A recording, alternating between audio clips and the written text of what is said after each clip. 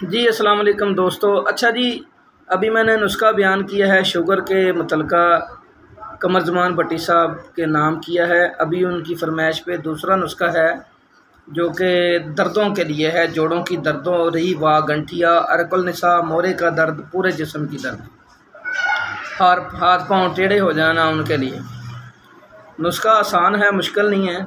और अतीबा कराम बनाएंगे, उम्मीद है कि अपने मतलब की जीनत बनाएंगे और फ़ायदा लेंगे।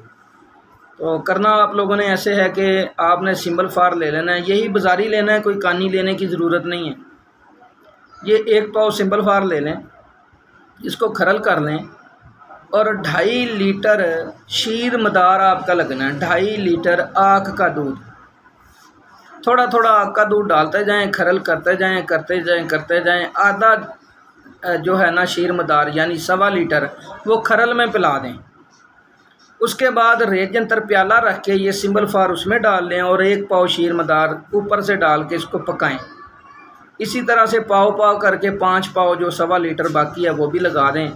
जब ये गाढ़ा सा कवाम बन जाए तो इसको ना एक चम्मच से गोल गोल घुमाते रहें तो ये चीड़ सा हलवा सा बन जाएगा, चम्मच के ऊपर लपेटा जाएगा। तो वो प्याला थोड़ा टेढ़ा रखें तो इसमें से सिंबल फार तेल हो के मोतिये कलर का एक साइड पे निकलना शुरू हो जाएगा। जो तेल आता जाए चम्मच से निकाल के किसी बर्तन में डालते जाएं तो ये तकरीबन आधे घंटे पौने घंटे के अंदर अंदर 1 पाव तेल सिंबल फार का बाहर आ जाएगा। वो तेल महफूज कर लें। ये बिल्कुल अक्सीरी कायाकल्प तेल है सिंबल फार का। और इस तेल को सुई का नक्का लगा के मक्खन में खिलाएं और दूध पिलाएं।